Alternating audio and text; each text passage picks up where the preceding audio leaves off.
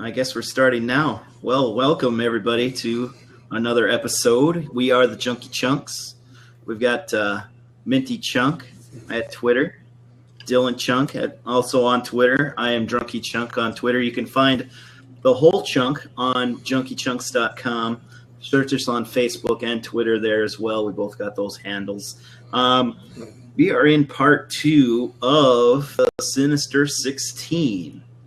A couple weeks ago. Yeah, yay. It's pretty awesome, pretty exciting stuff. If you were with us a couple weeks ago, what we did is we spent a good hour arguing about our favorite super villains. Not even super villains, just general badasses that deserve to be in a round of 16 style tournament. And we have come to a point now where the bracket is ready. So if you want to follow along with us, go ahead and jump out to Junkie Chunks. You can click the quick link. That's a tough one to say. Try that one. To check out the bracket. You'll see our math behind how we got to our bracket. So without further ado, I guess I'll just kind of explain it a little bit. What we did after we selected our 16 is the three of us independently ranked all 16 from 1 to 16. And then in column F, you can see their points. We did a stack rank, which basically adds up the points, and the least amount of points was the more favorable position to be in for a higher seed. And we also have their position average, which is column E. And that leads us to our Sinister 16, seeded as such. As you can see in yellow, our number one overall seeds. In red, we have our 4 seeds. In green, our 2 seeds, and in blue, our 3 seeds. So we just decided to break it down into 4 brackets of 4, 1 through 4 seeded teams. And villains, I guess, would be more accurate. That way, the clear number ones didn't. Well, honestly, it was just easier for us to put it together, wasn't it? For the most part, So saved a lot of arguing. Yeah, it really did. This was super smooth. I guess it's a good thing some people work for corporate America, so they get access to these kinds of things. So they didn't teach me how to write Excel. I had to teach myself, man. Yeah, but they showed you how sweet stack ranks are for, figuring out how data, to cultivate data quickly is what I'm saying. Am I missing any key statistical information there, Mr. Encyclopedia Dylan? No, I think you covered most of it. All right. Well, then I guess then we'll just dive in, start knocking some teams out. I'm going to open this up. Last time that I kicked off the show, I started with Justin, so I'm going to start with Dylan. Why don't you pick our first matchup to discuss, and we'll see who our first victim of the Sinister 16 is. Well, I'm going to start with my overall number 1 pick against I think it was my overall 15 pick, and that would be bracket D, looking at the Joker versus Lestat. Oh, okay. So I think when we get to the first couple, the first couple games are pretty cut and dry. I don't think the Vampire Lestat. I don't think the Joker's dumb enough to invite the Vampire Lestat into his house to let him be, all that sinister. So I just don't think as much of a matchup at all. I think the Joker is by far a much more cunning villain. I think he's a much scarier villain, and really darker. And it doesn't matter what version of Batman you're watching. I think any of the Batmans, he's just he's just fucked up, and it's just dark. And I really like that about the Joker, and that's That's why I'd pick him to just. I don't know if you were to put it in basketball terms. I think it would be like. I think it'd be like watching North Carolina beat the shit out of like a D4 school. I don't even think it'd be close. Basketball. Wow. Let's just to remember one thing. When the Joker dies, the Joker dies. Just remember that. Yeah, but think of what he does before he dies. Yeah, exactly. Think about what he does before he dies. And that short little lifespan, does it touch the century-long lifespan of Lestat in any way? And if you get interviewed in the near future, he's only 1 century old. Over the Joker, if you ever get interviewed about this in the future, make sure to ask the person interviewing you if Lestat didn't get to him first. I don't know. I guess that the first thing that I would do if I'm ever in an interview is not ask them if they're a vampire. I mean, I should be scared of that because of that movie. But I mean, you know, as much as Louis thought he was a head up on Lestat, the end of that movie proves Lestat was never far behind Louis. He always was watching him and knew where he was and kept tabs on him. And for all we know, he turned that interviewer at the end of the movie. Or he just killed him for fun. Of that sense, the one thing I would point out that's in favor of Lestat is how Queen of the Damned set up the rest of his arc.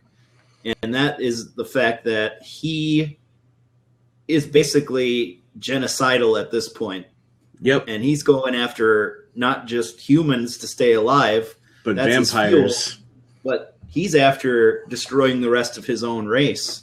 Yep. And, he wants to be Dracula. I don't think that the Joker ever really approached that level of, well, if I can't have fun, I'll just destroy the whole world. He needs people in the world to keep having his brand of fun, which is destroying stuff. And that's why he always keeps the bat alive. But he's more than willing to destroy anything to do what he wants, to have that fun that he wants. I mean, he'll blow anything up. He'll destroy anything. He'll kill anyone.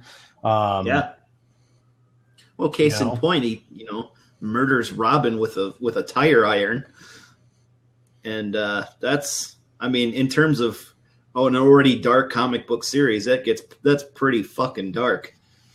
I mean, I would say that Robin is one of the more easily lovable characters in comic book history and lore, and to see him go being bashed to death like a zombie in The Walking Dead, that's pretty that's pretty brutal. So I don't know. I don't think we're going to sway Justin off of this. I mean, obviously, I'm for the Joker. I love the Joker, but I think as much as I love the Joker, I can't see Lestat go this early because there's too much to him. Well, the thing I find interesting, and this I never thought about it this way, is thinking about the two of them in a fight. The Joker can marshal so many people so quickly that Lestat never gets close to the Joker in a true. Let's put these two in an area and have them fight it out. I just don't think Lestat gets close if they're actually going to try to fight each other. Yeah, Lestat has to do his convincing one person at a time, one being at a time. The Joker causes mass hysteria and throngs of people to come to him, to just be willing to blow shit up at the drop of a dime, to fuck up the world. And Lestat had an agenda. The thing that's scary about the Joker is, in my opinion, he really didn't have an agenda. That's a good point. Very good point. Lestat still believed in order. He used people to build to keep order. The Joker didn't give a fuck about order.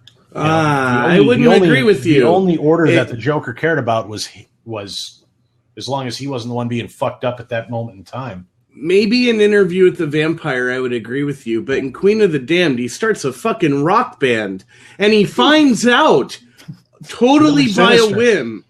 No, totally by a whim, he finds out that his ability to charm people goes beyond a one-on-one, that he could charm crowds of people. So when you say that he does everything on a one-on-one, you're forgetting Queen of the Damned as a part of his story. He ends up manipulating thousands of people just from his rock concerts. Yeah, that's great. Joker manipulates hundreds of thousands of people, and he doesn't have to put together a rock band to do it. So, wow. You got any last hundreds of thousands of people? Where does he influence hundreds of thousands of people in any of the comics? Gotham's what? 20 million the size people? of New York City. Mm-hmm. I mean, they've always equated it roughly the same size in any time period. So the Joker has access to millions of people whenever he wants. Yeah, but more importantly, it wouldn't be. I mean, they called in the army, the police, and everyone else to take on the Joker. It's not just the New York City police or the Gotham police. And if you look at it as the size of the New York Police Department or the size of New York City, you're talking more than 50,000 police officers to deal with that, plus the military that's called in. You know, I think he's way more vicious than Lestat. Well, so far I'm surprised that this one's evoked so much discussion. I just don't think Lestat's in the ballpark as far as villains go. Wow. I thought it would be over quick. You got any if it was efforts? Lestat versus, I don't know, Gozer, I might go for Lestat on that one, but well, I mean, we're not gonna start melding our brackets together. I mean, I agree. Gozer's got another opponent, so yeah. But that's what I'm saying. I don't think there's much of a debate with this. So, you got an ace up your sleeve, Justin, on Lestat, or is he well and truly defeated? 2-1. I don't think you can defeat immortality, and I think we'll find that out when they end up having Joker die in the comics. Well, I think Egypt used to think that too, but pharaohs die just as easily. So, yeah. Well, if they don't have cats to protect them, then they're screwed. Exactly. So, Justin, you seem just so dejected now. Your entire bracket is busted. Well then, all right. Let's go ahead. Are we willing to move on to the next one here and pick another? I am. Yeah, I think if it's 2-1, it's 2-1. I'll take the silence as yes. And Justin, it's yours to pick. Democracy wins from the bracket. Who's the matchup you want to talk about next? Oh, let's see. He's going to go for bracket C.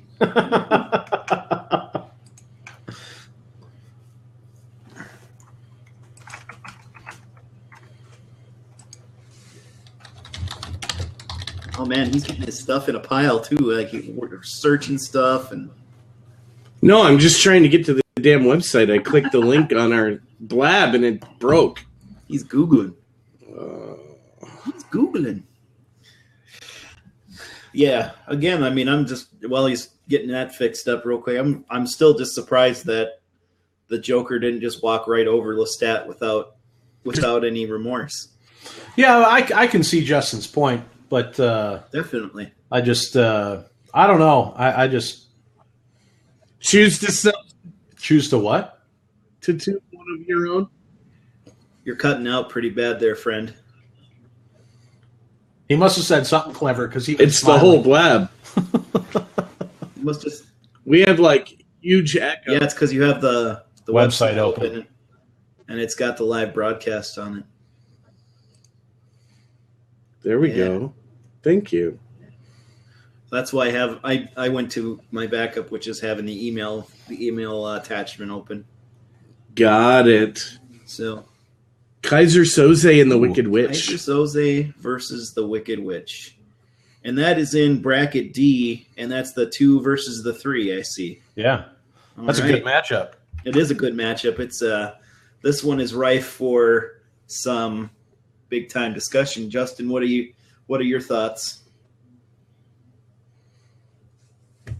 So Kaiser Soze, I want to go back to Verbal Kent's biggest argument about Kaiser Soze.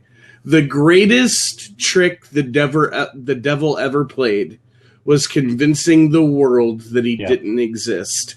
And Kaiser Soze is such a badass that you don't see him coming. I mean, forget the concept of our last conversation on either side and consider an enemy that isn't even going to be the one doing the work. He's going to send hundreds of thousands of goons at you, and you're never going to be able to trace it back to him. That's an interesting point. I feel like I can say definitively that the Wicked Witch is actually exactly the same, with the caveat being she's actually constructing these abominations, so she has the magical ability to make her own henchmen, and just a dearth of them on an endless basis. And again, to further the point, that's all that she wants left in the world is these constructs and her. She's willing to destroy Oz to have we her go as back, the most powerful. If we go back to the Wizard of Oz, at least 3 times she leaves herself open, not only to attack, but utter destruction. Only because nobody knows what her ultimate weakness is until the end of the show. But 3 times she leaves herself open where she comes out of the protection of her tower or her castle and puts herself in front of her enemy, declaring that she's the person that has the problem with them. You never see Kaiser Soze directly calling out his opponent or speaking for himself in any way. So you don't know who he is.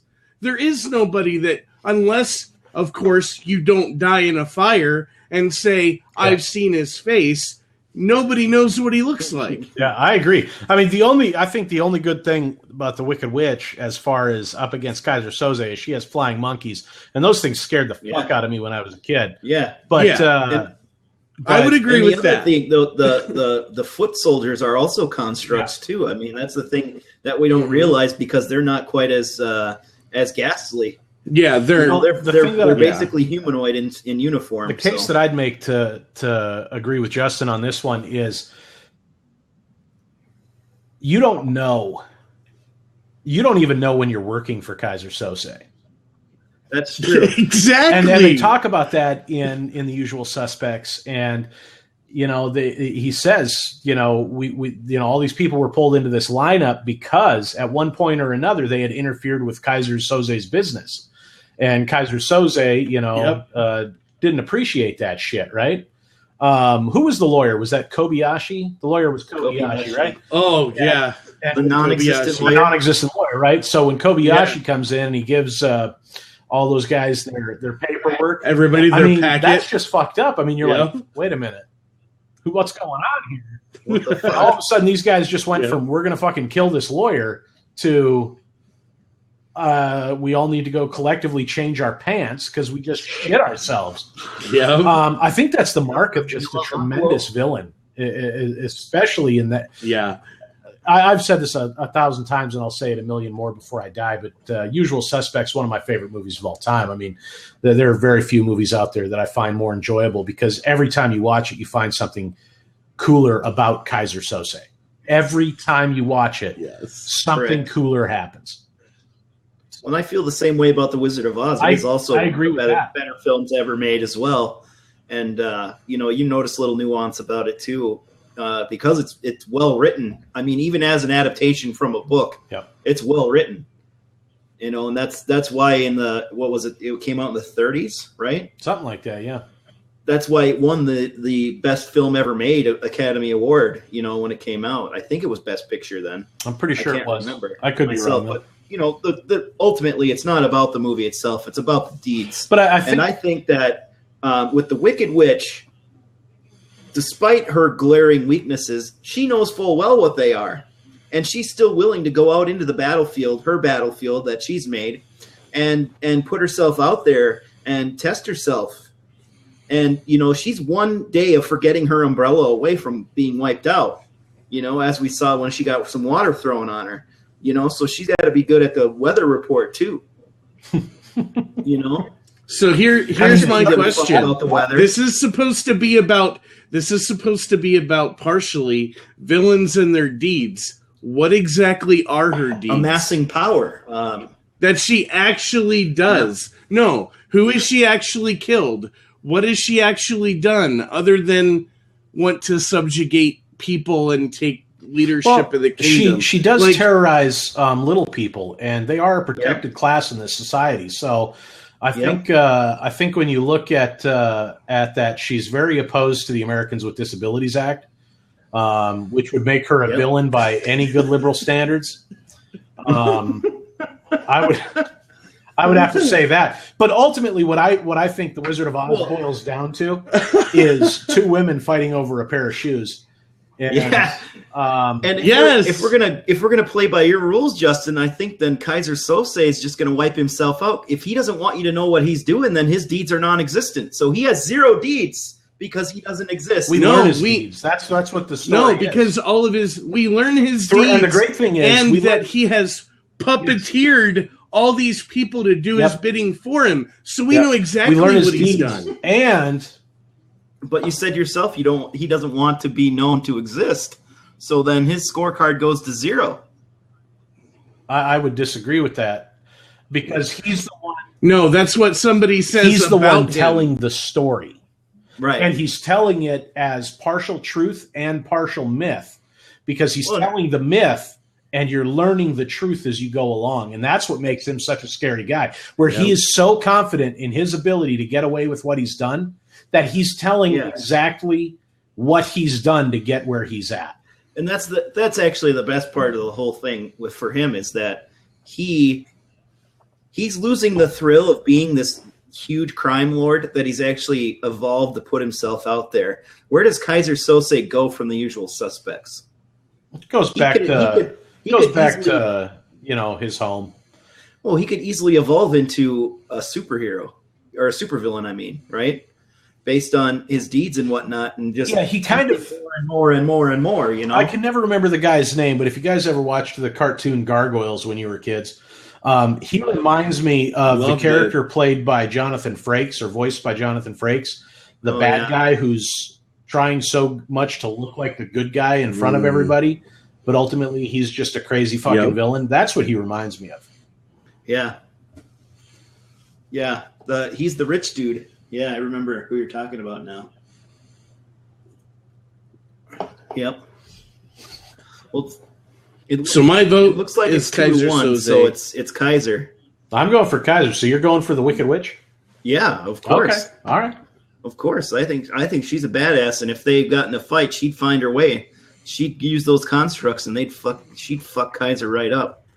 She'd give him a real fucking limp.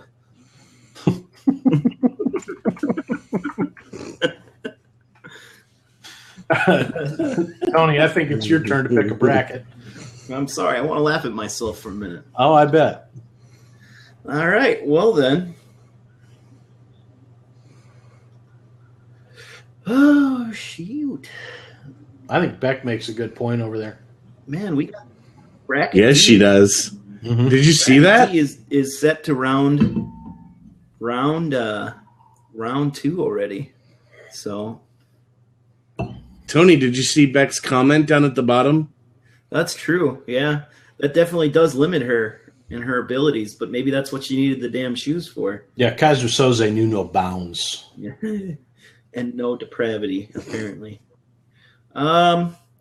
Man, there's so many to choose from. Let's knock out a 2-3 coin toss. Let's do Khan versus Alex DeLarge in bracket C, or bracket calamitous, as I like to call it. A chick in a bubble. She wasn't powerful enough yet. She needed those shoes. That's what it was really about. But we're going to do again Khan versus Alex DeLarge. I'm not sure where I fall down on this one. That's a hard one. Man. That's a hard one. That is a hard one. I mean, I loved watching Khan operate as a kid, watching The Wrath of Khan. I mean, Star Trek 2 was just awesome to me. Yeah. Epic. And I didn't really get into Clockwork Orange until I was older and really could understand. Yeah, agreed. The complexities of the story that Kubrick was telling. But I can say this. I think that with enough time and enough resources, Alex DeLarge could evolve himself into a Kaiser Sose or a Khan, yeah, or a Joker even, so he has the kind of chaotic mindset, whereas Khan, he's all about avenging his family. And I know it's an air quotes family thing based on his history, but it's about establishing his people who are genetically engineered as a legitimate race of people. And you kind of feel almost sympathetic in that nature. So I guess in terms of deeds, at some point Khan is done. He'll just stop once he gets what he wants. Alex DeLarge never stops. So I would say Alex DeLarge is a guy to go for. I don't know if I agree with that Khan would eventually stop. And the reason why I say that is there's a reason why if you go into the history and the eugenics wars and stuff like that for Star Trek, there's a reason why they were all put into a sleep or whatever. And it was because they weren't just looking for a home for themselves. They were looking for a place where they could continue the genetic manipulation of all human beings. Mm-hmm. And what their ultimate plan was, and you see a little bit about this if you watch the TV show Enterprise with Bakula as the captain, but you see a little bit of this in the episode where they have the precursor to Data's creator, Dr. Soong. Mm-hmm. And you see that he talks about the imperfections of the human race and how the human race is human race like 1.0, where the eugenics are the real human race because through science they've allowed them to evolve. Mm-hmm. So with all of that, you look at what Khan was actually doing. Yeah, was he avenging his people? Without a doubt, he was fucking avenging his people.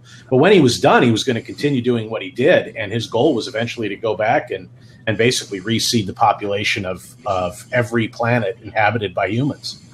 So interesting. That's pretty fucked up. The one thing, though, that's interesting for me is it almost seems like they had to put Khan to stop because he himself had a negative agenda, but it sounds like from watching Deep Space Nine, they come to terms with genetic manipulation because Bashir is a fully recognized citizen of the Federation, and he's a genetically engineered person as well. Say that again. Bashir, Ian Bashir, the doctor from Deep Space Nine. Julian Bashir? Yeah, whatever the fuck his name is. Fuck that guy. He's a genetically engineered guy, too. And so that tells me that the Federation has come to terms with some sort of genetic manipulation. Yeah, he was genetically engineered in the womb. It's not like he was created specifically for a task like the people from the eugenics wars were. Just fighting.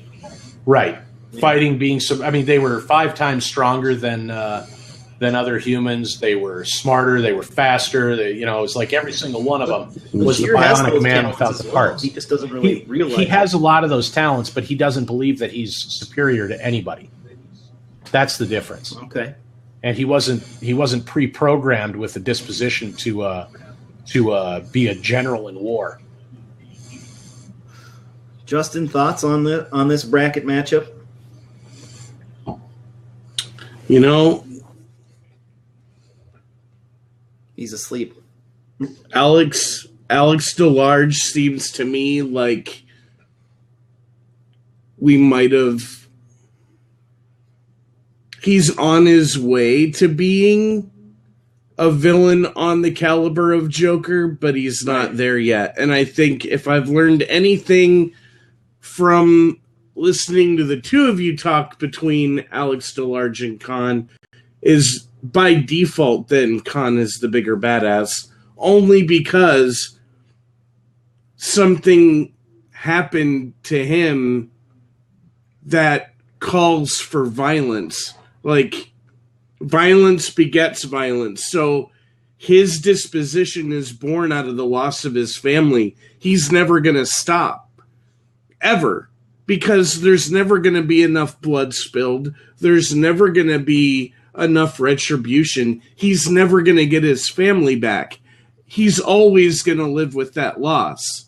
So I don't necessarily know if Alex DeLarge is there yet, but he might be on his way to being there. It sounds like Khan just kicked the shit out of Alex DeLarge. And if he didn't, he's going to definitely go back and rewrite his genetic code. He'll just I don't know, do something to him, yeah. What do you think, Dylan? I think Khan, hands down. Yeah. Well, let's move them through and go ahead and move on to the next one. That brings Dylan back up for another selection in our bracket. Oh, okay. Let's go with... Let's see here. Let's talk John Doe versus Doomsday. All right. Ooh. I mean, the obvious argument is Doomsday killed Superman, right? Right.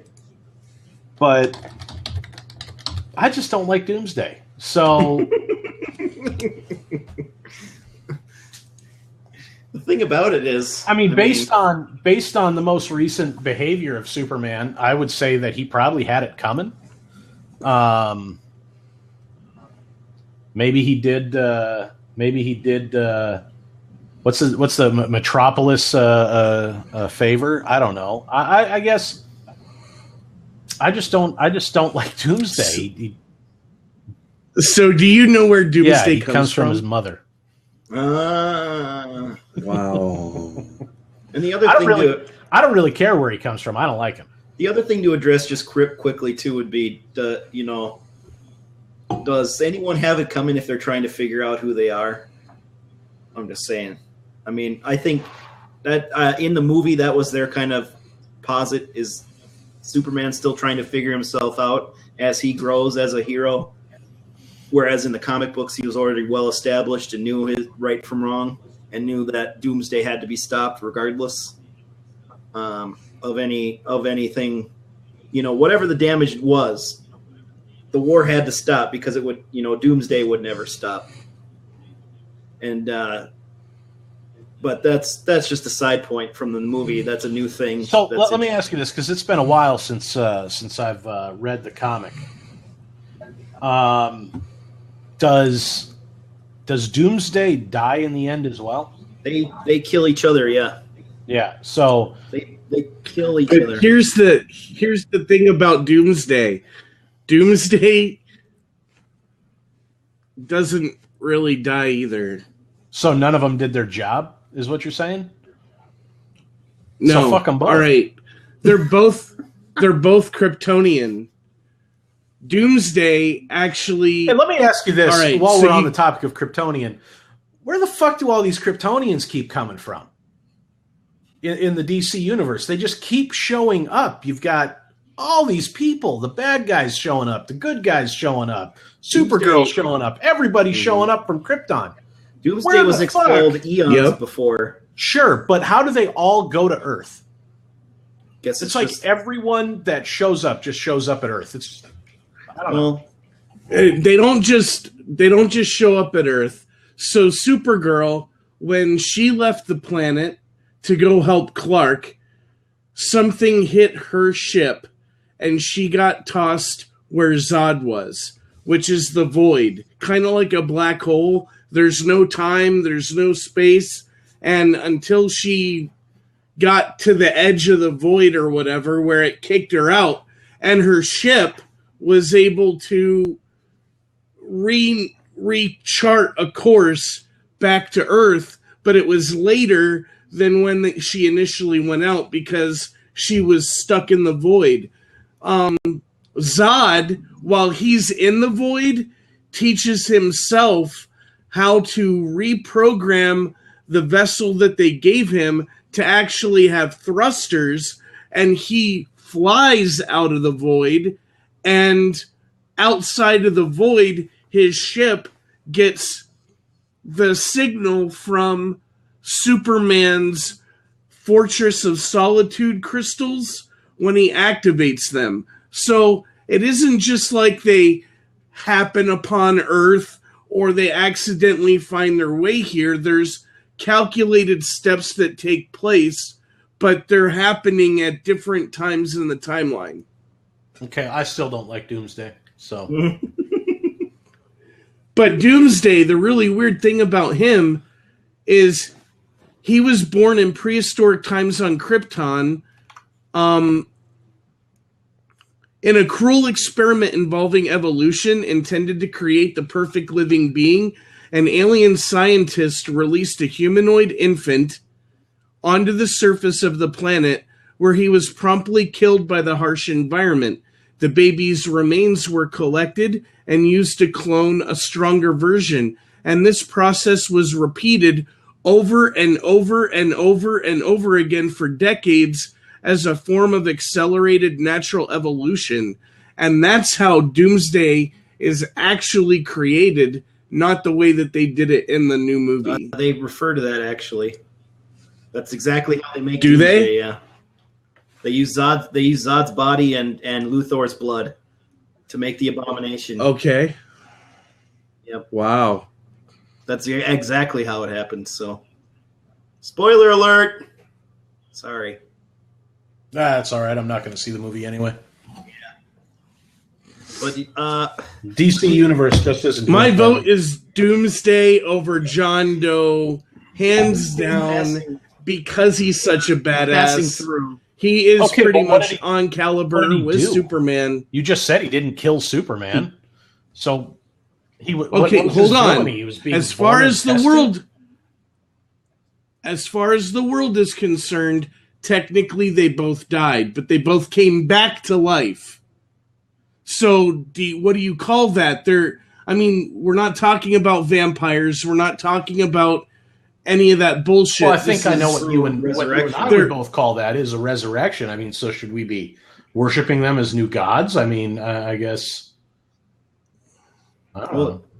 I don't know. I think it has to go back to the fact that because they don't have any relatives from Krypton to explain how their bodies work and function, that there's something about why they were sent here or why they ended up here and our sun that has to do with how their body regenerates even beyond their own knowledge. Yeah, I don't like Doomsday. John Doe's just he. This is a tough one though. I mean, I like the storyline in Seven. I definitely do, and I like John Doe's character, and I think Kevin Spacey plays it masterfully. Yep. Oh yeah. But as far as what John Doe, his plan. I mean, if you look at a villain as how they plan, how calculating they are, things along that nature. Doomsday, he's like the Hulk. He just wants to smash shit, right? So John Doe's been planning what he's been doing for years. And you can tell in the movie, or they tell you in the movie that, he's paid his rent like 2 years in advance. He's done this, he's done that. So he's been planning and plotting what he's doing to the minute, right? The minute that the police were going to show up at that apartment, he knew. The minute that the police were going to show up to the other crime scenes, he knew. The minute the police were going to take him out to the middle of the desert where the FedEx guy or the DHL guy or whatever the fuck he was dropping off that package of the cop's wife's head. I mean, that's some serious shit. Doomsday just wants to break stuff. John Doe wants to fuck with people's lives. Well, when Doomsday wakes up, he goes out of his way to do after it. Yeah, that's all he does. He senses someone bigger and meaner than him. I mean, and to be honest, Doomsday could end up being so dumb and big and smashy that he would be used by somebody like a John Doe. He would just be another...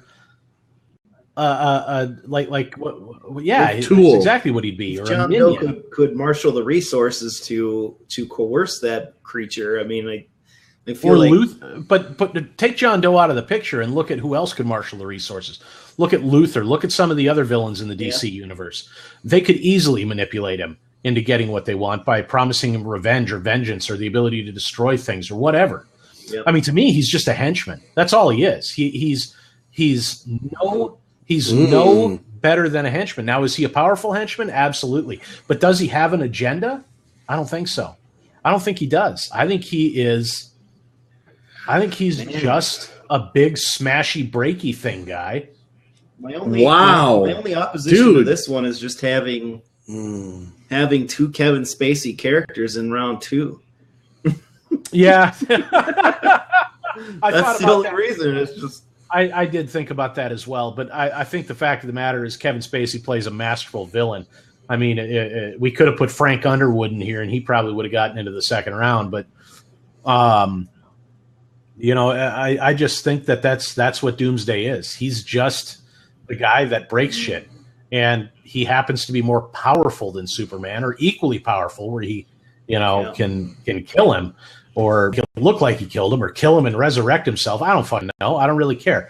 The fact of the matter is he's just not – he doesn't really have an agenda, and I think that a villain has to have an agenda. I think a villain has to know ultimately what the end game is. Had Doomsday lived, had he killed Superman outright and lived, where would we be? Where would Doomsday be? He wouldn't have subjugated the Earth. He would have just kept breaking shit. That doesn't make you a villain. That just makes you a destructive force. I mean, that's like saying that we could have put the tornado in from Twister, or, that's a good idea. The big wave at the end of Perfect Storm. I mean, they write those damn tornadoes with some sort of sentience in those movies. So, and it seems like there's something driving them to get bigger and bigger as the movie goes on. Why does that need to happen? I don't know. Just to drive. But yeah, I guess that's true. But I agree with Justin. Doomsday's. It's a fucking scary dude, but I think that John Doe just had to come from behind victory because I'm swayed. You're swayed? Doomsday just had a 20-point lead, and he just gave that shit up. Unless you got something else. I think he died. For real this time. For real this time. I think Justin was almost swayed too. He just didn't want to give up his pick. I think he just doesn't want. I mean, I want the upset because Doomsday got the lower seed. I want him to go through, but at the same time, these arguments they're the right ones. So, you got anything? Justin, or are you gonna move on to your next pick? I don't know, man. I have a hard time with how he just argued that Doomsday is a henchman, and you let that go. You didn't just let it go. You let him get away with it and didn't rebut it. I'm shocked. I didn't for the record. I didn't call him a henchman. I said he has all of the. I said he has all of the characteristics of a henchman. And then you went there, but you initially started that with, he's a henchman. He could easily be one, yeah. And, man, he could be one, but he never has been one. He's always been the villain. Nobody's ever manipulated him for anything. That's all speculation. but what I don't know. He killed fucking Superman. He killed Superman. What drives him when Superman killed him too? John Doe killed when a he chick. wakes up? John Doe killed more than that. When he wakes up, John Doe had to have. He had books and books and books of his writings on the wall. Pictures of his victims. Yeah, that we don't know. When the cops went to his house. That there's tons. We know that he has committed other crimes, but we don't know what those other crimes are. What he's done that you see. All Doomsday did was kill a guy. That's what Doomsday did. He didn't just kill a guy, he killed the fucking superhero. He killed the superhero. Good. So Superman tried killing Batman. We should make him a villain too. I don't know. But the real thing here is the time planning, the overall end game that Kevin Spacey's character John Doe has in this movie. If time and planning are an argument for villainy, then Lestat kicks the Joker's ass simply because he's fucking immortal. Dude, I mean, Lestat come already on. lost. Like, that vote took place. That one's I over. know. Because two people decided that. Yeah, so that's how the show works. Come on. So tell me this. Here's a question then. So in the comics, Doomsday, he's in the ground and he's waking up and he smashes his way out. I don't remember his motivations after that point besides sensing Superman and just like running towards the nearest living thing and killing it, you know? Besides that, I mean, what are his motivations? He obviously wasn't going to gain any extra power by killing Superman. I guess I don't know what motivated him as an entity. Back. Yeah, and a cigarette. He probably needed a damn cigarette and a coffee. Needed a smoke and a coffee. Yeah, I've been asleep for millions of years. I need this shit now. Where's the nearest Starbucks? Oh, Metropolis. I'm going. He would have preferred. That's what really pissed him off is they only had Starbucks. All right. Not Seattle's best. Both are owned by Starbucks. Well, one's better than the other. That's for sure. All right, Justin, you can have the show back. Oh no, he's reading again. Well, I think we've spent more time on this one than any of them. I think we're going to need to vote on this one soon.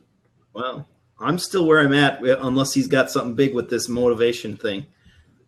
If we can move him out of the realm of a henchman, and being able to co-opted. So the Ultimate escapes Krypton via a ship that regularly arrives to deliver supplies to the alien that made him, goes on a killing spree across several planets, where he runs into a being known as Darkseid. Yeah. And Darkseid was about to wed a princess. Aww. Doomsday murders Darkseid's ally, Master Mayhem.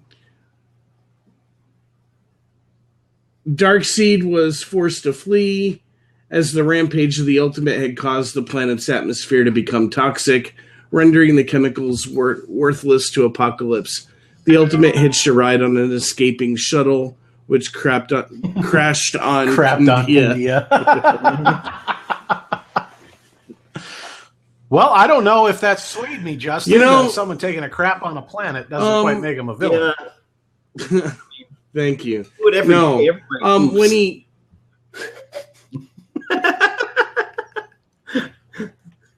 when he encounters the Justice League, it's more than just his encounter with Superman. It's his encounter with everybody in the Justice League. What happened? They know he's coming to Metropolis for some reason, so they send out every frickin' unit available. It's not just the Justice League. There's the group that the Blue Beetle's in, and they just smash the fuck out of them. And they're trying to keep him from getting to the city at all. And the motivations there are what the real crux is. When Doomsday encounters Superman, something clicks in Doomsday about Superman that changes his mind versus everything else that he's ever killed or encountered. He knows somehow Superman is like him. And it becomes a thing about knowing your limitations as not having any, and that your enemy has no limitations like you, gives him this desire to conduct his own experiment now, instead of being experimented upon, with Superman as to determine, is this somebody that I can kill? Is this somebody I can kill? But why? Now, no, because he knows he has no limitations like him. Now, this isn't their only encounter. This is just their first encounter. And it's when he succeeds and kills Superman, quote unquote. And Superman comes back. He comes back. And they go through this again. But after this event, you can make a really strong argument that Doomsday kind of gained his sentience through his encounter with Superman. Like, in the sense of not sentience as much as it's beyond just a desire to kill. Like, now he's planning his villainy with a purpose. I think that's reaching. I don't, because if you actually take the time to go to Wikipedia and read the synopsises of the episodes that follow, which I don't have time to do with you, Round 2, Hunter Prey, The Doomsday Wars, Sentience, Infinite Crisis, New Krypton, Reign of Doomsday, The New 52, you get this idea that now he's more of a calculated villain. Next week. He isn't just out Next to week, bash. the Junkie Chunks read Wikipedia for an hour. That's our show. Oh my gosh. Hey, you asked me to do something, and then, but I think it's funny. Don't take it personally that you did it. I still think it's funny that we could do that. We could just sit and read Wiki for a whole hour. Find our 5 favorite Wiki pages and read them. Yep, and Oh just read my. out loud. Or we could just go in and start editing wikis. Yeah, there we go. That's next week's show. Editing wikis. I have had an account with them for like 10 years. I have to say this. Unfortunately, I was won over. I'm voting for John Doe. Yeah, I'm voting for John Doe as well. But hey, if the Hulk ever needs a companion, I'm 100% behind us. If they ever crash through, He's not a fucking villain. If there's ever a crossover. Hulk gets to be a villain kind of in when he's in space, right? No. He's never Well, that's truly right. a villain. He has that clone or whatever. Yeah. He has memory Okay, loss. so we got 3 left to have round 2 set. Is he like a tardigrade? Justin, Yeah, they dried him out and he turned to glass back. Mm-hmm. Let's Justin pick another matchup here. Let's try to get through at least the first round here.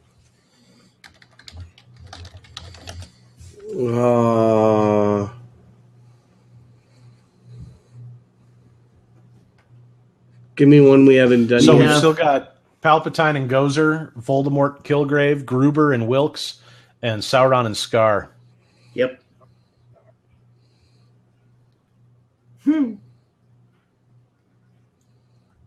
I liked the one that you said there. The one? Voldemort and There you go. Kilgrave. Well, So I can watch another one of my picks go the way of the dodo. I mean, I say hands down it's Voldemort unless you've got some compelling arguments, Justin. It's Voldemort. But to be fair, you said another one of your picks goes down. You actually seeded. Wow. You actually You seeded know- Voldemort number 1, so I'll give you credit. One of yours went down, but one of yours won. Your top one won. So Okay. Yeah. I wouldn't complain about that, but I definitely agree with your pick. Kilgrave is the villain in the Jessica Jones Netflix show that we recently watched. Yeah. If he was going up against anyone but our number one seeds, I'd pass him. He was my fifth pick. I mean, he's just messed up. Yeah, he is just a fucking crazy guy. The way that he can make people do what, and from what I've seen of him so far, whatever they want to do, he's pretty dastardly. All right, well we flew right through that one. That was a hard one. Do you want to pick another one, Justin, or should we move on? No, you don't.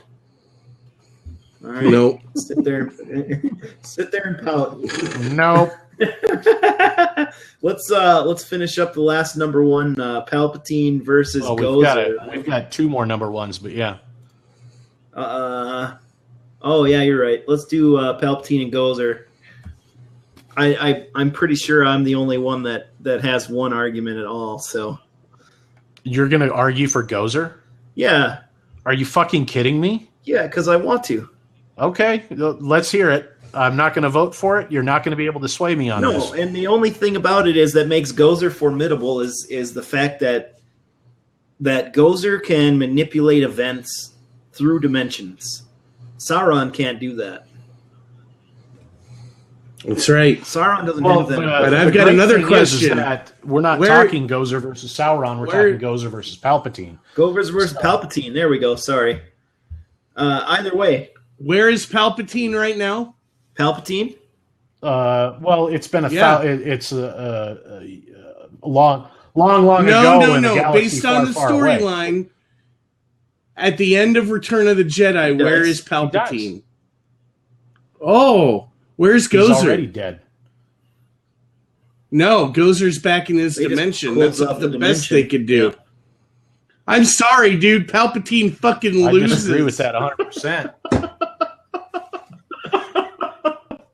Ultimately, that's my argument is the trans-dimensional will. My argument is that Palpatine dies and Gozer's alive. Gozer obviously we can't include this, but Gozer had already conquered whatever dimension it came from, and it was looking for other dimensions to subjugate, to conquer, and destroy, ultimately right. destroy. And while he wasn't killed, he was forced back into his own dimension by three guys with vacuum cleaners that could four catch guys with vacuum cleaners. Four guys. Vacuum cleaners. It took an entire galaxy and everyone else to defeat Palpatine, let alone everyone in the galaxy giving Palpatine. It took one guy with a fancy laser sword. It's not a laser sword, sir. It's not a laser sword. It's a lightsaber. It's a fancy laser sword. They're not lasers, though. It's actually light. Fancy light sword. Trans-dimensional beings. Yeah. Here's the other thing, though. Here's what Palpatine's got, that it's only humanoids, basically, are what are welcome. And he's willing to use anybody in the galaxy to get his way. Yeah, Palpatine will use anybody. He'll take advantage of any situation. He convinced a Senate of what I don't even know, what is it, 10,000 or 100,000 worlds in the Senate to give him power. And then he murders every Jedi in existence while convincing a member of the Jedi Council to assist him. He kills Jedi in training. He kills other Jedi. He kills members of the military. He kills members of the Senate. He kills entire planets. Gozer wanted to subjugate. Palpatine wanted to subjugate, but he was willing to sacrifice trillions of people in order to get his way. Gozer got beat, like I said, by four guys with vacuum cleaners in New York City. Big fucking deal. Palpatine got killed by one guy, and you want to argue that it was like a fucking After huge a battle. 25-year Dude, the battle he had got nothing killed to by do one guy with a lightsaber, by the way. He got killed by his own protege, Darth Vader, is who killed him. It wasn't Luke Skywalker. Yeah, exactly. It was his protege. And, It took and evil to Skywalker defeat was evil. defeated. Skywalker was beat. Yep. Skywalker would have died. Mm-hmm. I'm not arguing with you, Here's the other thing. I don't know what's canon anymore, but but it was the still previous one canon guy. before Disney got their hands on it, Palpatine was cloned over and over and over and over again. So he never truly went away. That was just one body that died. It's like Voldemort, but Voldemort no, a little different. Didn't But have to, or Voldemort Palpatine didn't have to divide up his soul. Living. they had these Voldemort like, used Horcruxes. gene things. Yeah, and Voldemort used the whole crux. Basically, they could just throw some DNA in a Bacta tube, and Palpatine was back. Yep. Yeah, I mean, don't get me wrong. I mean, I think transdimensional beings are scary enough. They have the whole concept behind it is how do you kill an immortal creature, right? I mean, how do you kill someone and get him out of there? Mm-hmm. He was there for what, a couple days? Palpatine was there for decades. But And he was grooming. Gozer was manipulating people in our world through the dimensions. And through the dimensions, he had minions on our side. They had to fight this merging of the dimensions. Through the minions, lose, have the dimensional portal open, Gozer come through, and then all the best they could do was push him back into his realm. He still has the ability, or she still has the ability, or it has the ability to get new minions and do this all over again, however many, whatever the stipulations are with whenever you're able to do it. Yeah, it's been 30 years. We haven't seen him since. I mean, well, no, they actually talk about certain things have to be lined up, like. Well, I imagine that building got knocked the fuck down after the end, even though the only top 10 floors were blown off. That building was still designed to have power. They probably just knocked the whole damn thing down to help push this back. So, I mean, ultimately, I was just playing the devil's advocate to try to stir this up, and it worked. So, I mean, ultimately, Palpatine was my number one overall. He's still my number one overall. So, he wins. He wins. Wow. Pretty soon, Tony, Jess is going to start thinking that we were talking about this show long before today. No, I don't think so. I've actually tried to get on a couple of them. But Palpatine was my guy. Because Gozer was my other one, I have the same feeling about that you felt last round with your pick, Justin. I mean, either one wins. I still have one of my picks that I really like because Gozer's one of my favorite villains. So, yeah, I wish. So, Palpatine moves on. He is a player. Palpatine moves on. And we've got a couple left from round 1 to make round 2 set. Who was next? Is it Dylan again? Yeah, I think it's me again. I'm going to go Sauron versus Scar, and I know I picked both of them. Yep. But I don't think Scar holds a candle to what Sauron did, even though I do think it's pretty fucked up. Anytime a character or a villain, murders his brother, thinks he killed his nephew, rapes his brother's wife, his nieces, and kicks out all the nephews. I mean, that's a pretty fucked up situation, and then creates his own army of brown shirts. That's pretty fucked up. But all in all, that was just limited to the savannah. So, Sauron,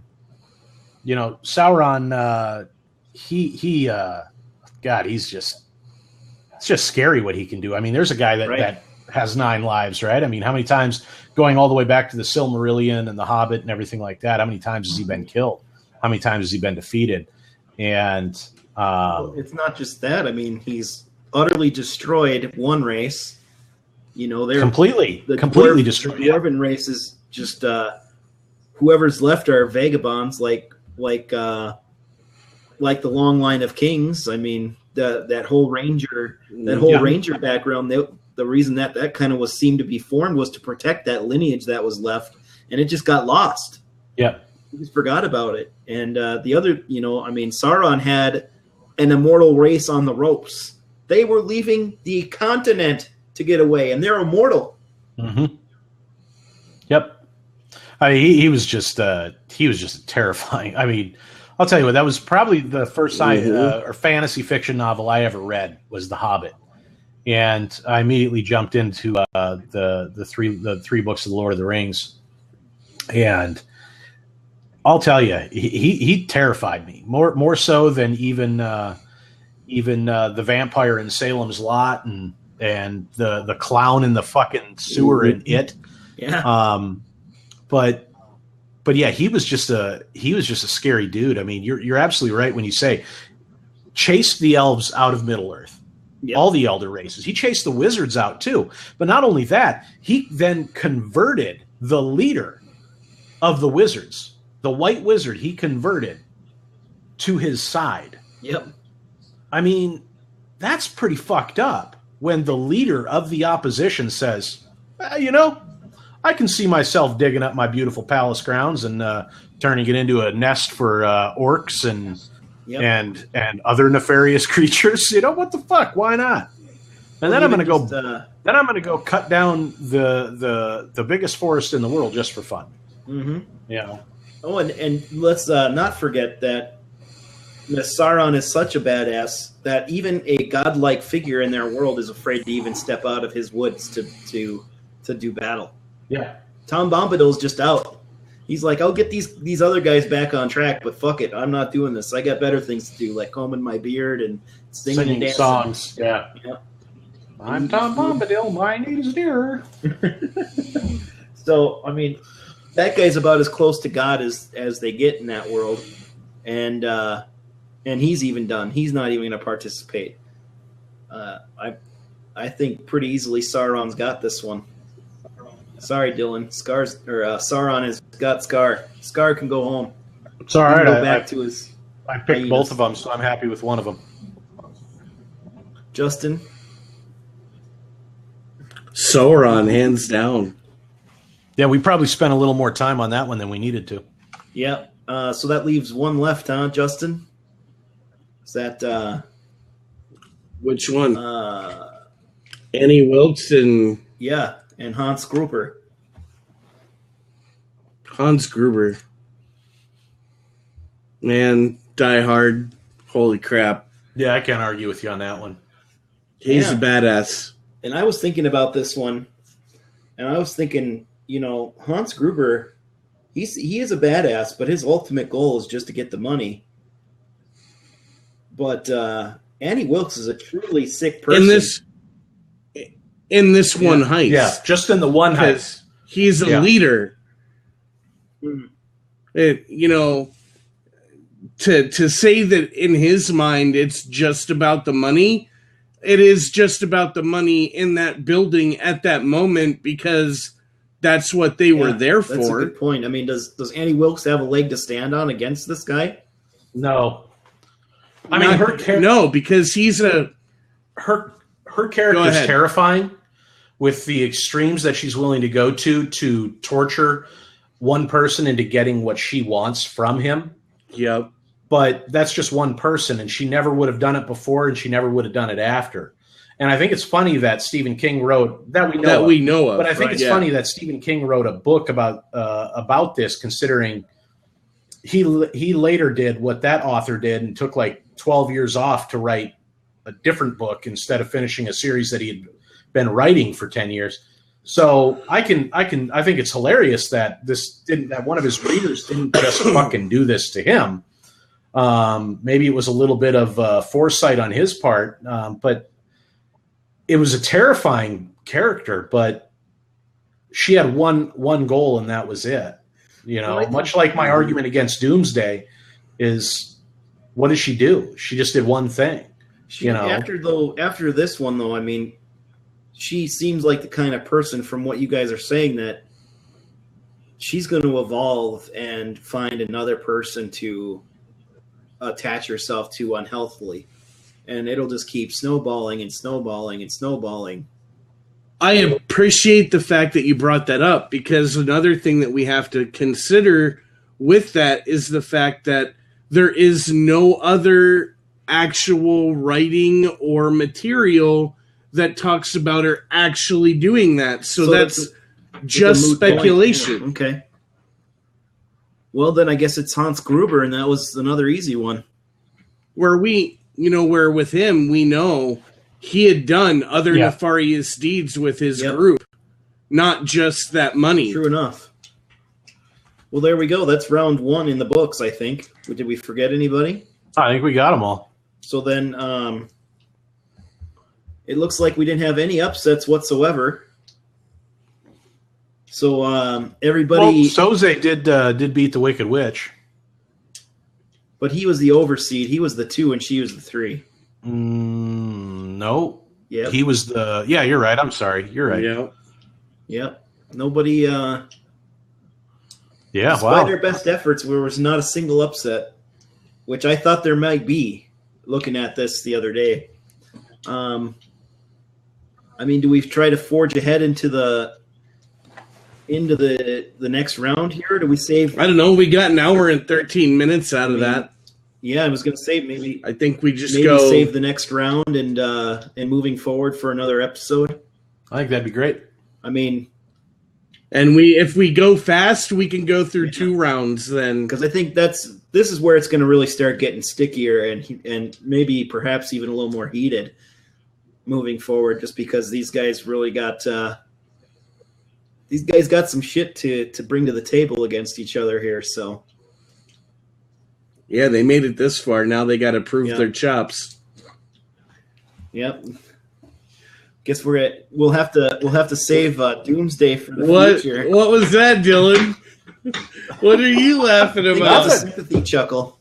It's a sympathy chuckle. Well, I thought it was funny how hard I fought to get my picks in, and now my picks have to fight each other. So excellent. Well, I guess then with that being said, we are the Junkie Chunks. That was the Sinister 16.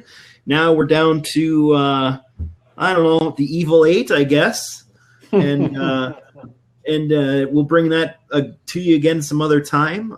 Check us out on Twitter. We have a Facebook as well. We got Dylan Chunk on Twitter. We got Minty Chunk on Twitter, and I am Drunky Chunk also on Twitter. Thanks, guys, for coming by, and thanks for the 2 significant others who come and join us every week. We appreciate you 2 very much, so thank you. See ya.